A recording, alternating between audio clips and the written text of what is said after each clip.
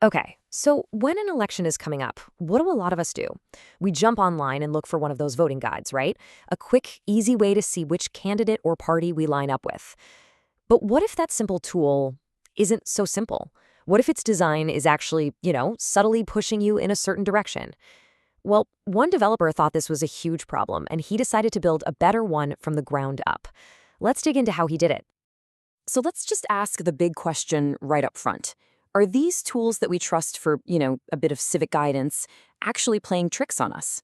Well, according to the person behind this whole project, the foundation they're built on isn't just a little shaky, it's fundamentally broken.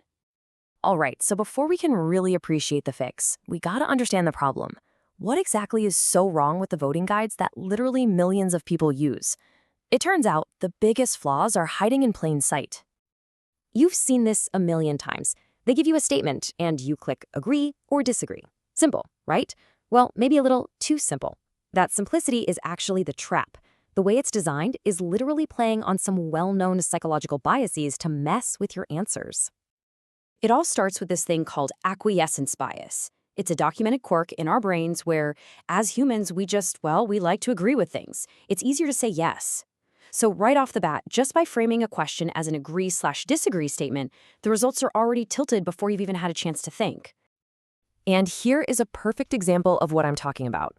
Look at the old design on the left. It's a loaded statement, and you have to agree or disagree. Plus, look at the colors. Green for go or good, red for stop or bad. That's a huge subconscious nudge. Now look at the new design on the right. It's not a statement. It's a neutral question. And the options are all just plain boring gray. It takes the thumb off the scale. So when you add it all up, it's kind of a mess. You've got these psychological nudges baked into the design. The math behind it is way too simple. It just counts things and misses all the nuance. The pool of questions is usually tiny, maybe 30 if you're lucky. And to top it all off, a lot of them are completely inaccessible to users with disabilities. The whole system was just begging for an overhaul. So how do you fix something that's that broken? Well, this developer's solution wasn't to just patch up the old model. Nope, he decided to tear the whole thing down and start completely from scratch, building something new on a foundation of total neutrality, real depth, and genuine accessibility. And what he built is a tool called Verkiezing's lens. Its entire reason for being was to hunt down every single one of those hidden biases we just talked about and just rip them out. The goal was to create a tool that was as objective as humanly or technologically possible. And the changes are really systematic. That old agree/disagree format, gone. Replaced with 5 distinct, more nuanced options. Not enough questions? Now you can go as deep as 100 questions. The color bias? The whole interface is stripped of color. It's just shades of gray. And accessibility? Built in from day one. It's like he made a checklist of every problem and built a specific feature to solve it.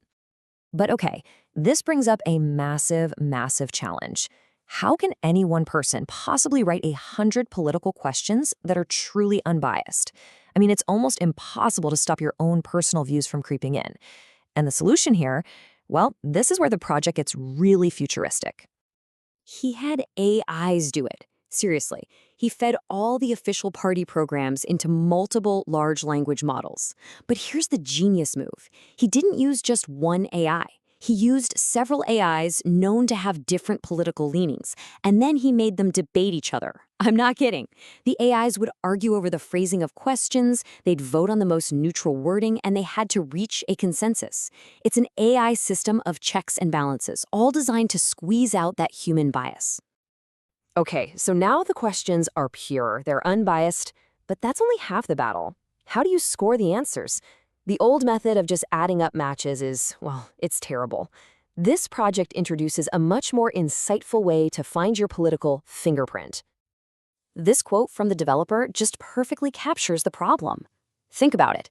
Just counting how many times you agree with a party tells you nothing about the strength of your belief or the pattern in how you think.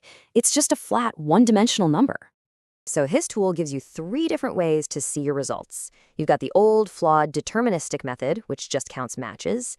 Then you've got the much smarter BT estimator, which looks for the underlying pattern in your answers, your ideological through line. And finally, there's a hybrid model that blends both to give you a really balanced perspective. That BT model is all about finding this, your ideological fingerprint. It's not just about what you believe, it's about how you think.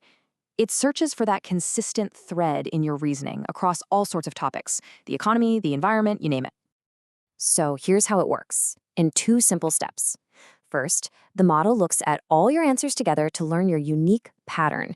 Then it uses that pattern, your fingerprint, to see which party's entire platform is the closest ideological fit. It's not about the most one-to-one matches, it's about rewarding the most consistent overall philosophy. So what's the big payoff for all this work? Well, it's not just a more accurate list of parties you might like. It's a completely new way to see the entire political landscape and your exact place in it. Instead of a simple ranked list, the tool actually generates a 2D map. It shows all the parties positioned based on what they believe, so parties that think alike are clustered together. And then, right there on the map, it puts a dot that shows exactly where you land in all of this. And this is maybe the most powerful part of the whole project. The AI was never told about concepts like left-wing or right-wing. It just processed the raw data from the party platforms. And yet, the political map it generated on its own, it almost perfectly recreated the actual real-life Dutch political spectrum. The math itself proved the method worked. It's incredible.